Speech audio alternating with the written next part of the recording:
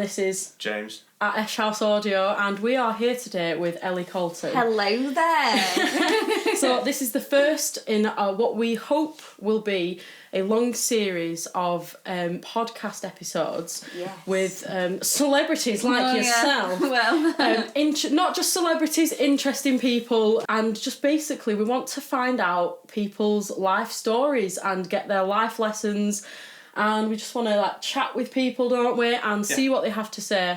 And that's why we're here today. Weird. So, we've got Ellie here. Hello there. And is it weird, Ellie? Because you're normally the one who's got the mic, that interview. So to be sat here, the shoe is on the other foot today. I like it though, because we've just had a little interview, haven't we? So we did that Imogen's got a habit of drinking about 10 coffees in 10 minutes, so this is like her 7th coffee today. I've only been here about 1.5 hours. I'm being exposed here as coffee fiend. Is that another one? Can we not judge? Can we have one day where we don't judge? But yeah, it is. But yeah, it's nice, to chat away. What do you want to know?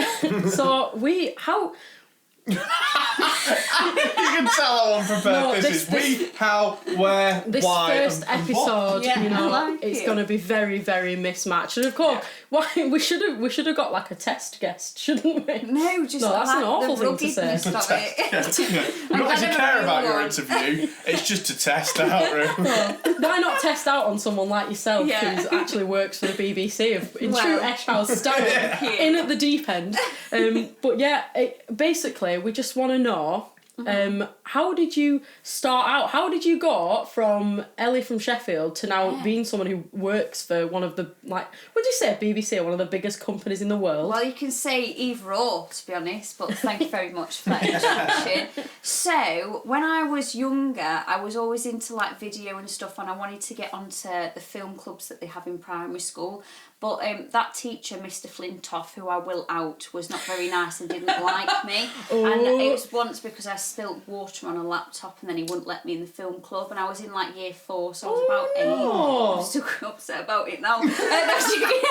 So I always had an interest in video and whatever, and we actually made, me and my dad, this really funny video. I say it was funny, it's not funny, but funny to you too. Yeah, exactly. Where I was a journalist, and then he switched the kitchen lights off, put them back on, and I put a little alien hat on, and that was our first experience of messing with audio, talking about being a journalist and stuff. So it was really, I don't know, it was just my interests were there. And then as I got older, I thought I want to be a newsreader, but then I thought I could never be a serious newsreader. I want to be more of a media personality, or I want to go into radio and I want to do TV. So when I was 14, you're all right chatting to me, by the way, because you're going to be here all night. That is fine. No, talk away. Just ask one thing. I'll just cut everything out until... So when I was 14, I thought I want to see what opportunities are out there for a journalist.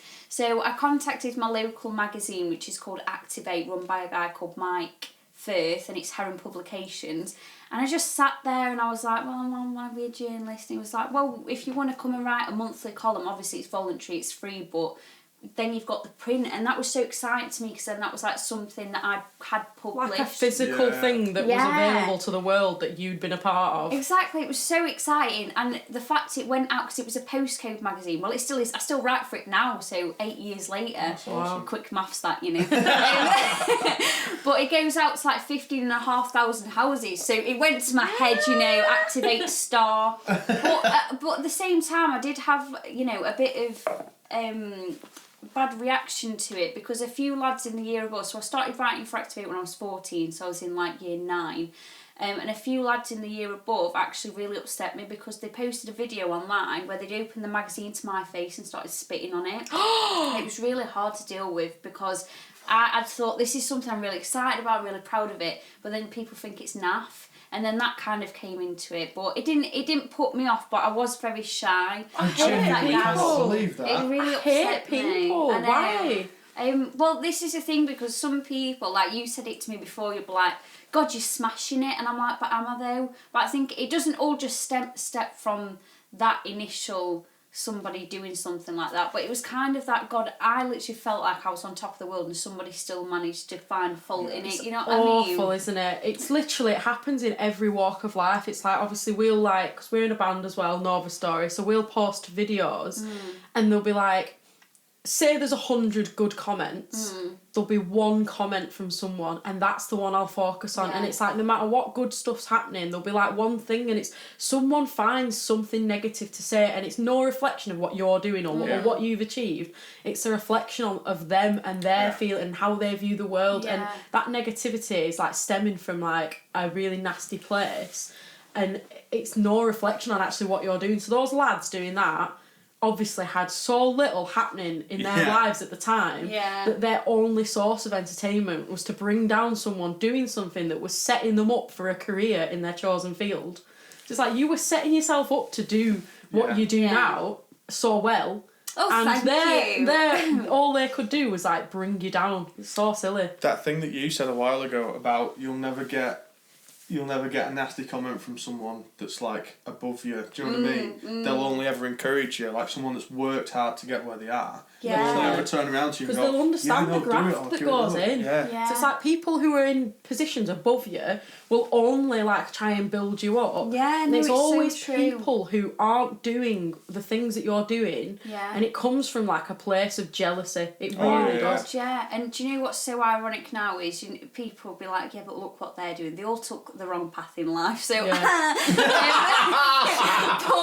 so after I'd done that and I'd written for Activate for a bit, the editor of that said, you talk loads, Ellie. You need to get on Radio Sheffield. I'd never considered doing radio. So when I was about 16, I'd done the writing for about 2 years.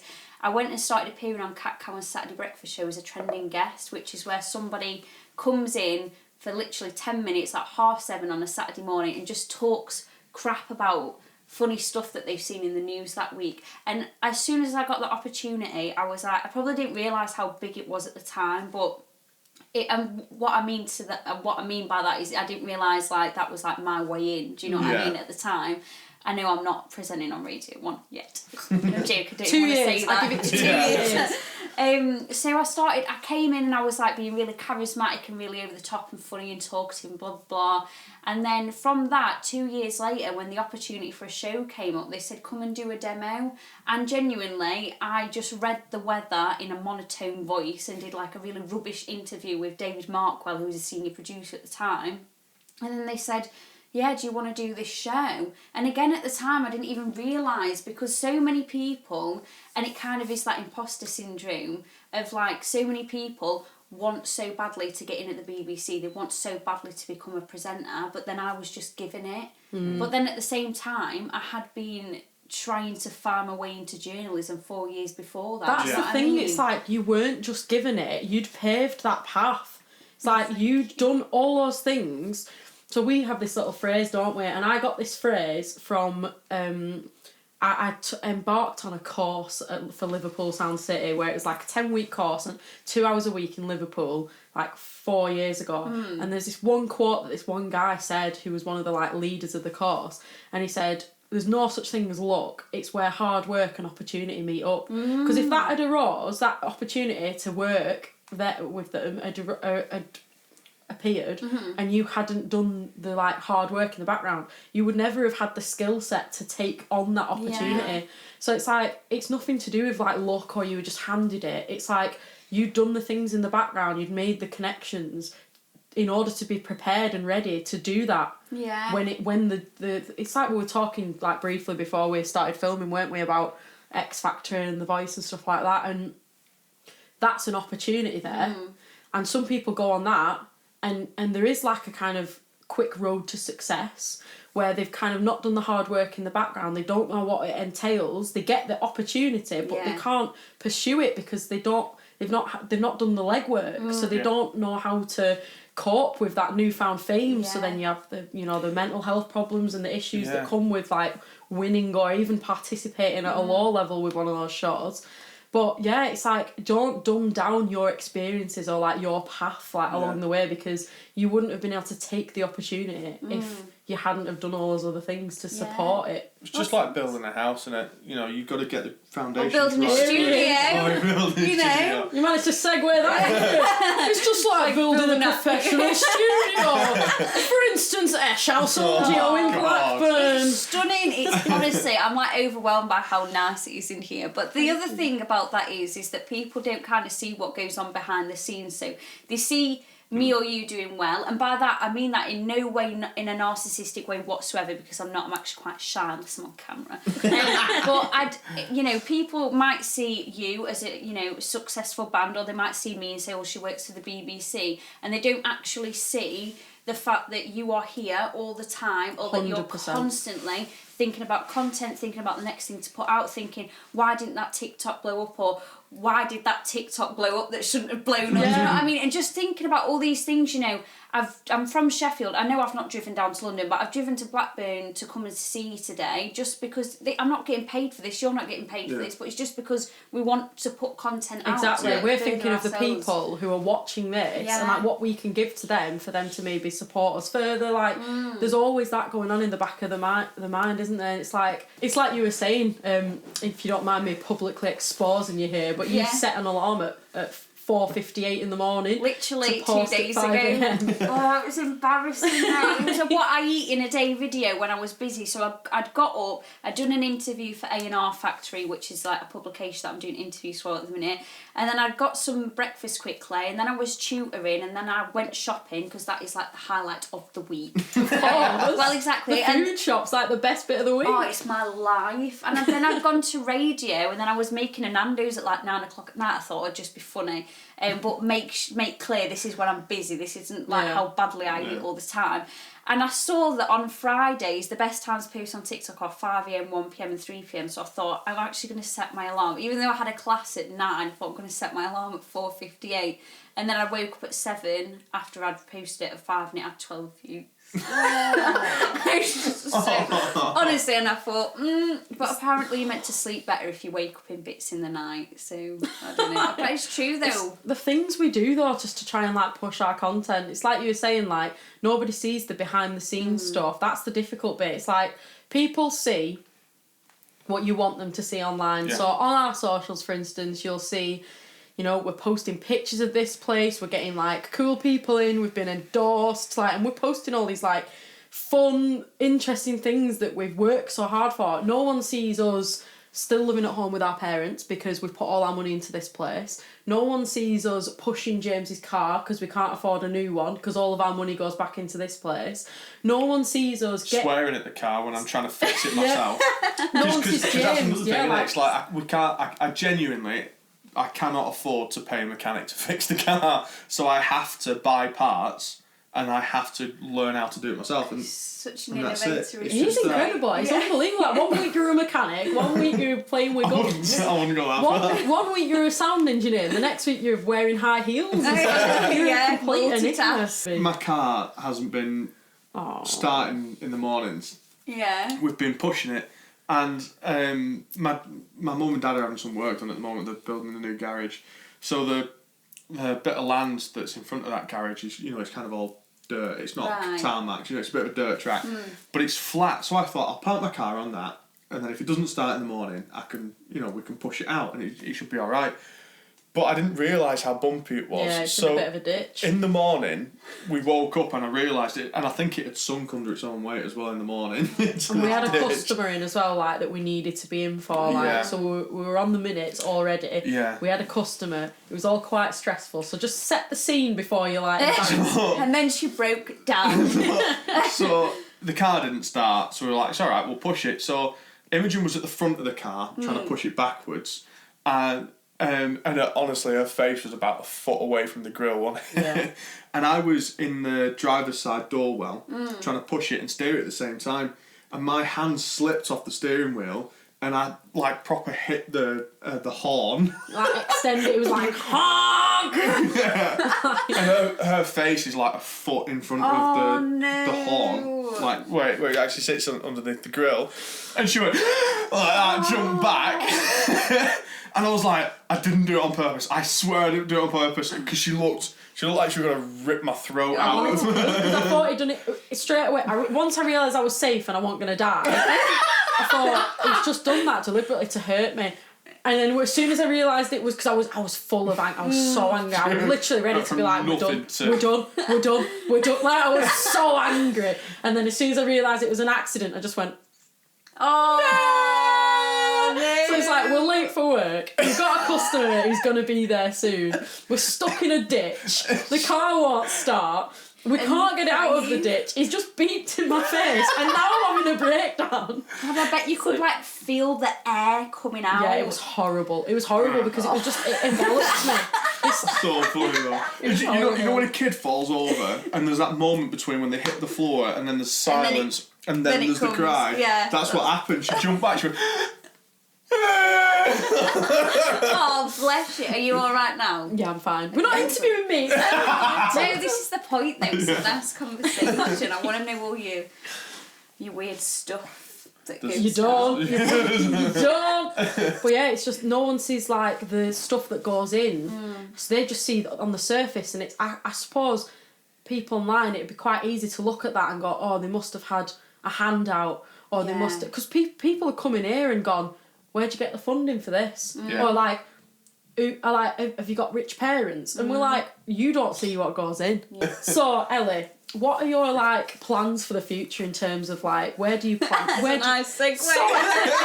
Absolutely zero segue. So Ellie, how can I change the subject as quickly and as efficiently as possible? I love it. Do you know what? Ideally, I'd love to be able to get the opportunity to present on Radio 1. That is the dream. That is the ultimate dream. I'm not saying I'm going to get there. I'm not saying I've got like a 5-year plan or whatever, but that is the dream for me. I'd love to be a Holly Willoughby. You know, I'd love to be somebody like that. That is like, but again, I'm so aware it takes work, and I think there'll be loads of people like me. And I think if I'm going to give myself any praise, I would like to say that I do think I'm dead like level-headed. 100%. I've got my head on my shoulders. I don't think, oh, well, if it doesn't come to me in a year, then I'm going to give up on it, or I'm just not going to do any work. I'm just going to wait for opportunities to come to me. Like, I'm aware it takes work. I want to put it in. I love meeting people as well. Like, I'm a very people-y person. I like interviewing people. I like getting to know about them. And, yeah, just working in the media industry, really. But then I'm in a funny position at the minute. I love doing that tongue clack thing. Because I'm freelance at the BBC, I'm getting a bit of production work there, but then I actually work for Sheffield College lecturing journalism 3 days a week. But it's 0 hours, and although I love the people, I know you said the kids then, they're over 18, well 16, so they're not kids. I like who I work with, but the majority of it's been from home, and if I want to move out anywhere, I need to get contracted work. So it's just that next stage of, right, where do I go from here? Because a lot of BBC is freelance, but BBC is where I want to be. I also want to be in Manchester. So if anyone from BBC Radio Manchester is watching, hire me, please. No, I'm only joking. So how hard is it? Do the different BBC... Are you laughing because I said how hard is it? She was the pause. I was like, if she doesn't pause, it'll be fine. But then you went, how hard is it? And then paused, and I was like, don't giggle, don't giggle. We're gonna have to pause this after the watershed. I couldn't help it. Like, I know you 5-year-old. 12. How old? 24. Wow, that's bad. That. Can't help it. Sort yourself out. So, how difficult is it to kind of reach the other stations and stuff? So if you're working at Sheffield now, so I know I gave you absolutely zero introduction, but you work for BBC Radio Sheffield, don't you? I do. So if you wanted to work with Radio Manchester, is it like with the BBC? Do you have to know someone who knows a person, or like can you like? Right, so it's not like a... No, I think I'm just like answering questions before you even finish it, sorry. No, but I think the problem is a lot of people might think that it's kind of like... Because I actually am still employed by New Look. I've worked there since I was 16, but I stopped doing it just before lockdown because I was like, my career instead. But then I'm just on furlough, so, that's tidy. But it's not like working at New Look and saying, right, I want to go from New Look Meadowhall to New Look Manchester. It's not... You don't get transferred. Yeah. And it's difficult as well because you need to know people up here, and ideally I'd love to move in with Shay, who lives in Higher Blakely in Manchester, so somewhere around there. But then to get in at Media City, again, it's knowing people. I do email people, I do send my reels off to people, but at the same time it's like waiting for a job to come up, and because a lot of it is freelance, sometimes it's just cover or it's maternity cover, or it's, we'll get you in when and if we can, but you need to know them. Yeah. So it's like, how do I do that? Do I go and stand outside BBC Radio Manchester and say, let's have a brew, you know, let's have a chat? So, I mean, I'm going to talk to my editor at BBC Radio Sheffield. Is amazing, this woman called Katrina Bunker. I'm going to have a chat with her. That is a cracking name. Oh, yeah, What Bunker. What a Katrina name. Bunker. She's amazing. So I think just, you know, in a few months' time, I'll have another chat with her saying, you know, I'm finishing at college, like, how do you think I should be able to get into BBC Radio Manchester? And again, it's not just relying on people, but if she's got connections. I mean, I follow people on Twitter, and I've spoken back and forth a few times with a few people on there, but I think it's just sending demos and catching somebody's attention. So I think a lot of it in industries like that, and like ours as well, like, I suppose you'd say they're the same kind of, you know, the music industry. So much of it is them thinking of you when they're in need. So it's like you being on their mind. Who can I rely on? Someone's just let me down. Like, we feel like our biggest, you know, opportunities that we've had have been someone saying, can you fill this gap? Like, I've been let down. And it's like, we have spent obviously 5 years applying for stuff, sending off emails, trying to get on festivals, trying to put ourselves forward. And our biggest things that we've done have been so, like, stuff we haven't even applied for, just stuff like we were on their brains when they needed someone. Yeah. And that, I think it'll probably be the same. It's like you're kind of making a platform, you're making yourself known amongst the presenters, you know, you're such a friendly, like, personable person. They're gonna see that, and then hopefully, it's having a slot there as well. It's like we can apply all we want to festivals, and you can apply all you want for job slots, but if they're not there, they can't fill them, can they? But it's nice to think that you might be on the brains if something does arise. It's so true, because sometimes with radio anyway is like you're applying for stuff that isn't there, but it's just sending that email. I get loads of messages, just bringing in the TikTok conversation again. I get loads of messages off girls and boys at the minute, because I do have that presence on TikTok with, like, radio and stuff, saying, how did you get into the industry? What do I do? And I'm like, well, you want to be on their radar, so you want to send an email off saying that you want to shadow, which just means you follow the team round for the day.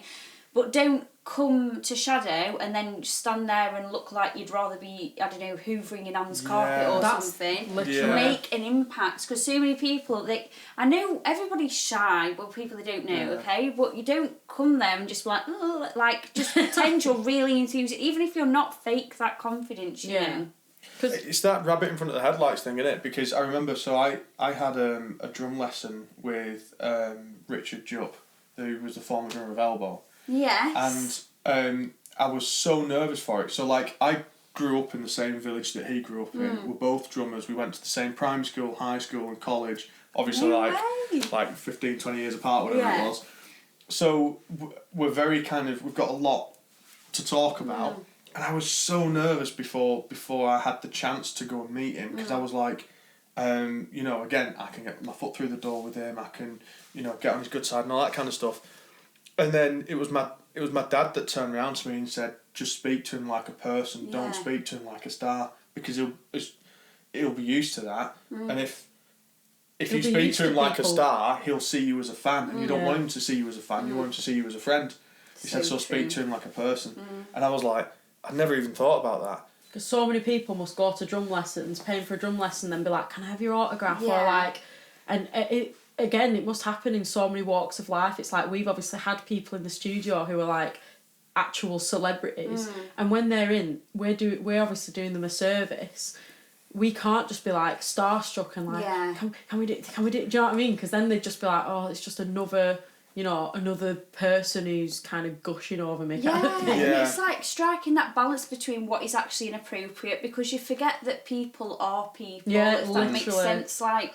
You know, I'm trying all to these think. Celebrities and like all these people in these high positions and top positions, or just like the next level up that you strive to be at, they're all just people with their own lives and their own families and their own, like, they all, you know, have lazy days, and they all like eat takeaways and like although they pretend that they I know, they do pretend that they all get up at 5 and go for a run and have a smoothie, but we all know that they out like binge Netflix and eat takeaway just like the rest of us. Of course, that's what it's all about. And it's just, you know, we're young, right? And I'm just talking like simply here. We're young, and the thing is, we're trying to find our way in the industry. We're going to meet so many different people. There's things that we've not even done yet that we could sit here in 5 years and be like, oh my God, if we knew that was coming, you know, then we would have well, you just don't know, do you? But exactly, you don't worry. But it's so normal in life to worry, and I think, especially people our age, I know you're 26, I'm 22, 24, but it's kind of like you might so worry about what is the next step, what is the next stage, and it's hard for people like us. I am just sounding real narcissistic, but it is hard for people like us who are creative to just like want to know what's coming and want to know the next step. But sometimes you've just got to enjoy the ride. You know? Literally, James says that all the time. Don't you? You can spend so much time worrying about what's coming that you don't actually appreciate what you've got. So it's like, you might be thinking about obviously like Radio 1 and that's like the goal, and it's like you are in a position where so many like young people must look at you and think that's the goal, that's my life goal, you're living it. And I think kind of the same for us in some respects. Like I think we take I said to James, didn't I, like last night, like we work at a recording studio. It's like, how did that happen? Like it hits you sometimes. It just hits you. It's like, actually we need to appreciate what we've got, because I know we've put the work in and we've built this up ourselves, but it is actually, it's a really cool position to be in.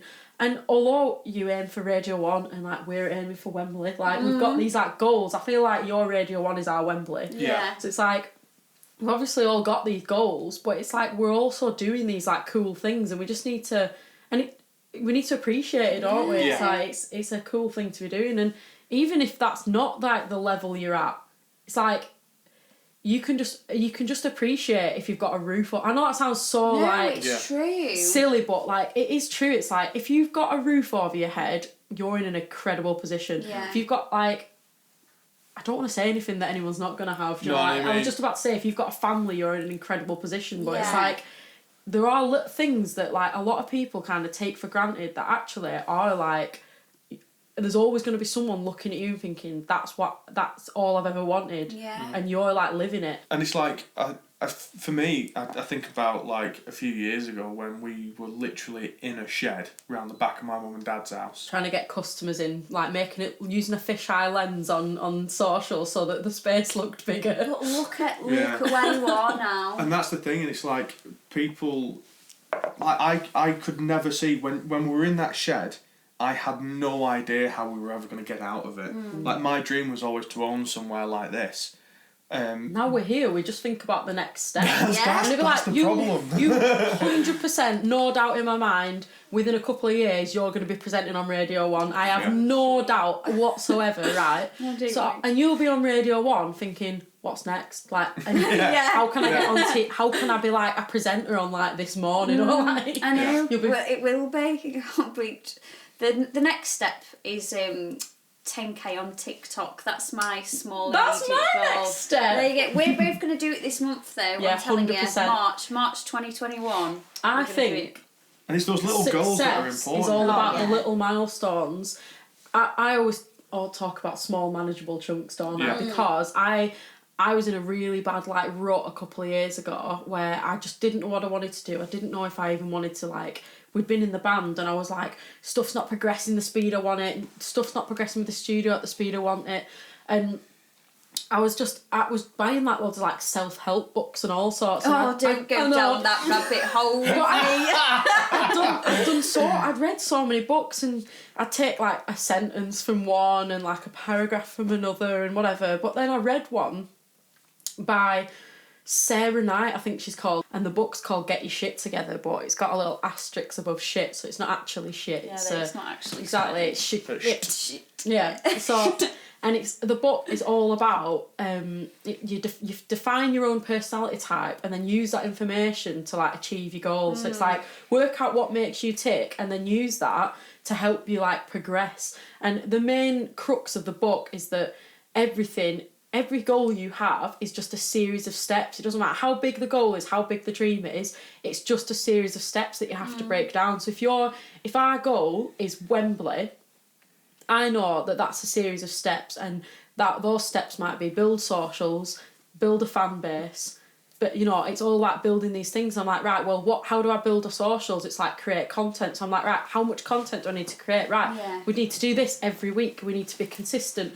We need to build this up like a business. Yeah. And everything's just a series of checklists, isn't it? I have a to-do list that's just like, do this, and then move on to the next thing. And it's everything can just be broken down. So it's like my 2021 goals, I'm not ashamed to say, are literally all just numbers. It's like 10,000 TikTok, 10,000 Instagram, 10,000 on Facebook.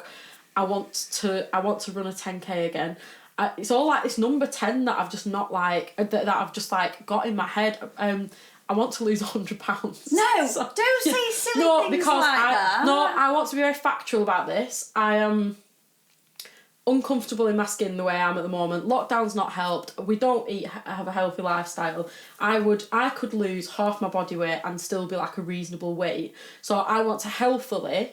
I don't want to restrict and starve and binge and do any of the things that I've done in the past in order to lose weight. I've got to say, this is a massive breakthrough. I know, because I've never wanted to do that before. Normally you're a quick fix kind of person, aren't you? 100%. And you'd be like, what can I do to get this done now? We've got a treadmill, haven't we? And I've been trying to intuitively eat. So if I'm hungry, I eat.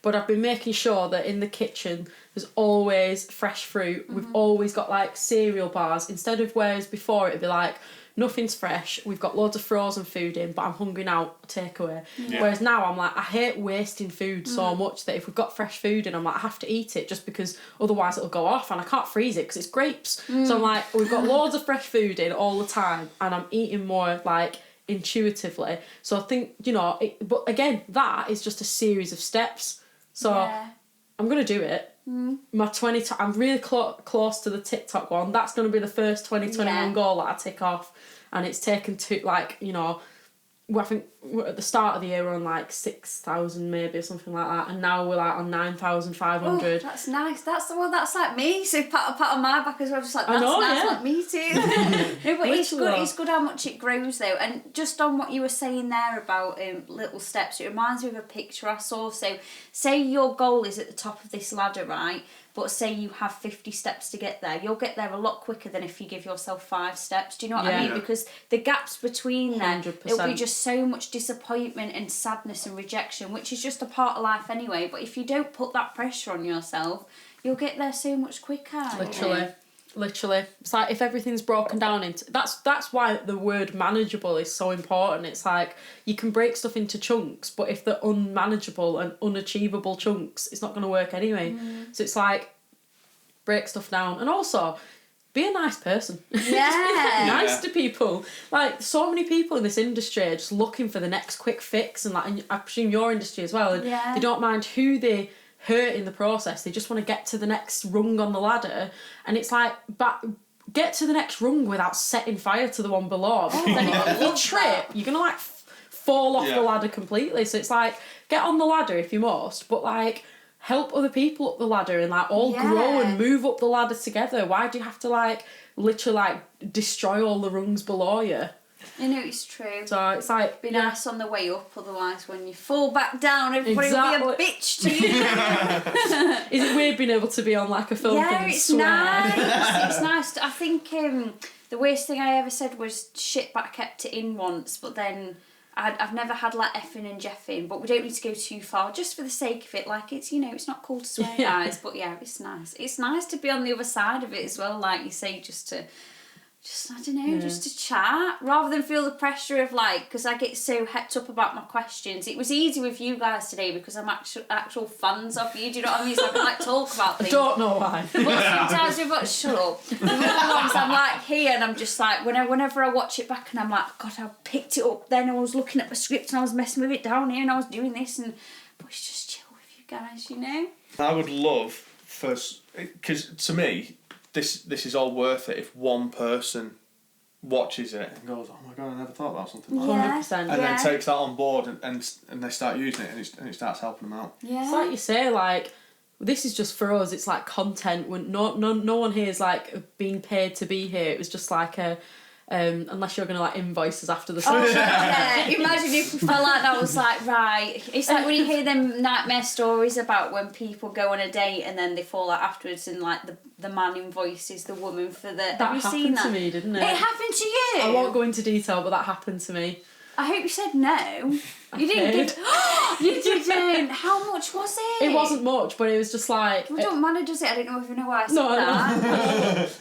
It was like it hadn't gone well, and then they basically like, because so I wasn't feeling it. I went on a date. I went on a few dates with someone who my mum's gonna watch this and be like, and start questioning me as soon as I get home. But you like, are gonna get a grilling. I know I'm for gonna this. get grilled after this. But basically, I dated someone who, when things didn't turn out the way they wanted, they then like invoiced me afterwards for. They didn't send me an invoice, but they sent me like a little list of the takeaway, the cost of the takeaways that we'd had when we're together and stuff, and then the petrol that they'd spent.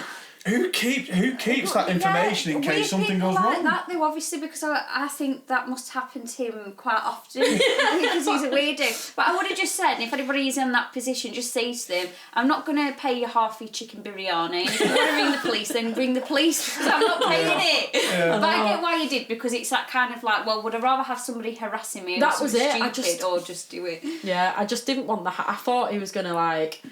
I didn't know. I didn't know what was gonna happen. I just thought. It's intimidation, isn't it? Which is horrible. And I think because I'm a woman as well, and he was a man.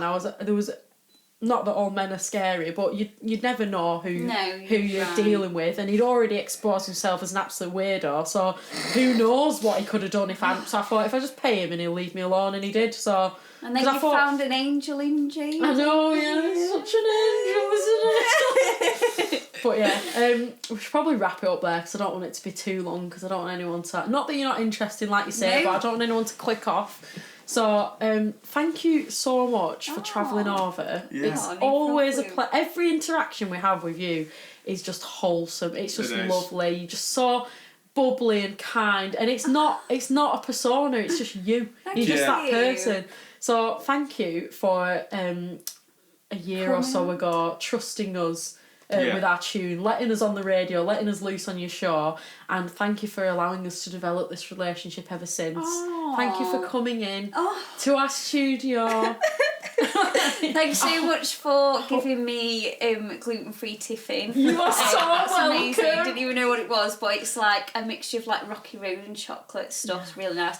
No, but to be fair, when you came on Hello Friday, it was like we didn't know each other, and then we have literally from that one interaction kept in touch this whole time. But I just love you guys. I'm such big fans of you, and just thanks for letting me be your guinea pig. I'm so sorry if this. I hope this goes well. I hope this edits well. But I'm sure it will. Yeah. So yeah, we'll call it a day. 3, 2, 1. Goodbye. Bye.